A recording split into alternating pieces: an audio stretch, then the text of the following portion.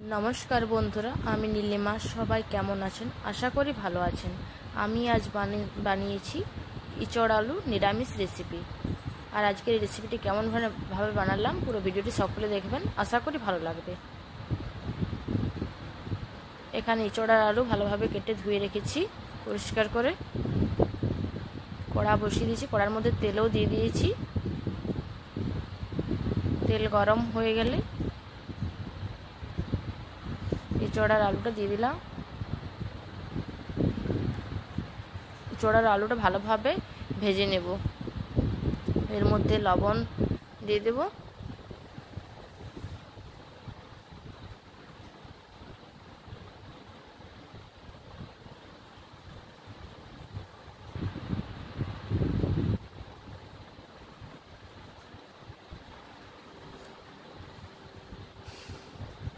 इचड़ आलूर मধ্যে একটা থালা ঢাকা দিয়ে দেবো, তাহলে তাড়াতাড়ি ভাজাও হয়ে যাবে আবার হালকা হালকা সিদ্ধও হয়ে যাবে।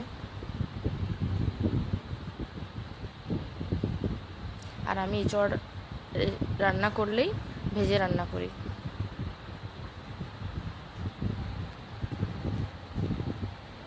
এই প্লেটের মধ্যে নিয়েছি আদা আর দুটো শুকনো লঙ্কা, এটা ভালোভাবে বেটে নেব। এই দেখুন ইচড় আলু ভাজা হয়ে গেছে। এর মধ্যে হলুদ দিয়ে দিলাম।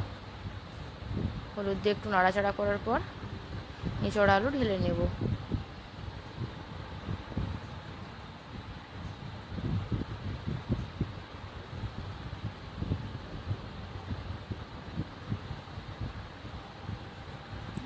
ইচড় আলু ভালোভাবে ভাজা হয়ে গেছে, তুলে নিয়েছি। এরপর কড়াইতে আবার সরষের তেল দিয়ে দিলাম। তেল গরম হয়ে গেছে, এতে দিয়ে দিলাম পাঁচফোড়ন আর তেজপাতা। এখানে আমি আর কোনো লঙ্কা দেব না। তেলে দিয়ে দিলাম হালকা করে চিনি। চিনি দিলে কালারটাও ভালো হয়। এটা এই আদা আর শুকনো লঙ্কা বাটাটা দিয়ে দিলাম। আর হ্যাঁ, এখন আমি গ্যাসটা অফ করে দিয়েছি। এরপরে গ্যাসটা জ্বালিয়ে নিলাম। এর মধ্যে দিয়ে দিলাম একটা টমেটো, ভালোভাবে পেস্ট করে রেখেছিলাম। ভালোভাবে টমেটো কষিয়ে নেব যাতে টমেটোর কাঁচা গন্ধ না থাকে। লবণ দিয়ে দিলাম, হলুদ গুঁড়ো দিয়ে দিলাম। এরপর একে একে সব মশলা দিয়ে দেব, জিরে গুঁড়ো, ধনে গুঁড়ো।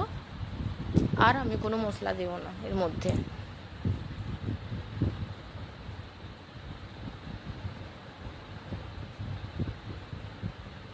মশলা ভালোভাবে কষিয়ে নেব যাতে মশলার মধ্যে কোনো রকম গন্ধ না থাকে। জল দিয়ে কষিয়ে নেব।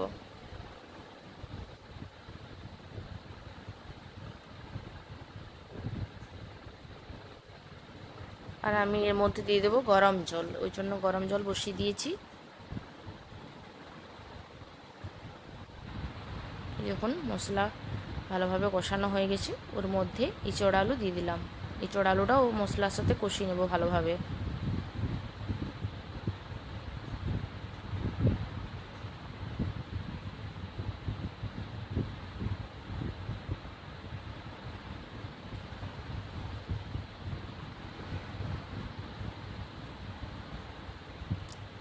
এর সাথে আবার জল দেবো, একটু দিয়ে কষিয়ে নেব ভালোভাবে।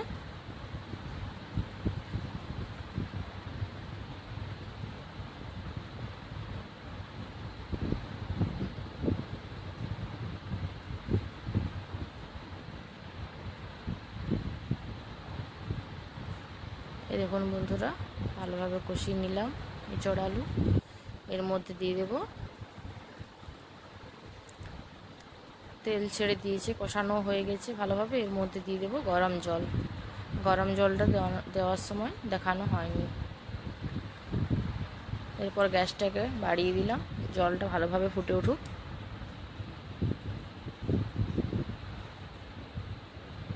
এই দেখুন বন্ধুরা, অর্ধেক সিদ্ধ হয়েই গেছে ইচড়। এই জলটাতে আরও পুরো সিদ্ধ হয়ে যাবে। আমি ইচড় ভেজেই রান্না করি, এর স্বাদটা বেশি ভালো হয়। ঝোল ফুটে উঠেছে।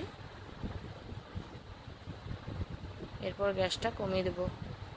দেখুন অনেকটা ঝোল মরেও গেছে। ঢেলেও নিচে একটা বাটির মধ্যে ইঁচড় আলু। এরপর কড়াই বসিয়ে এতে ঘিয়ের ছক দিলাম, ঘি আর গোটা জিরে। নিরামিষ সবজিতে ঘিয়ের ছক দিলে সবজিটা ভালো হয় আরও বেশি খেতে। তো বন্ধুরা, আজকের আমার এই রেসিপিটি কেমন লাগলো ইঁচড় আলু, সবাই কমেন্টের মাধ্যমে জানাবেন। আর সবাই একবার করে বানিয়ে দেখবেন, ভালো লাগবে। সবাই ভালো থাকবেন, সুস্থ থাকবেন। আজকের মতো বাই।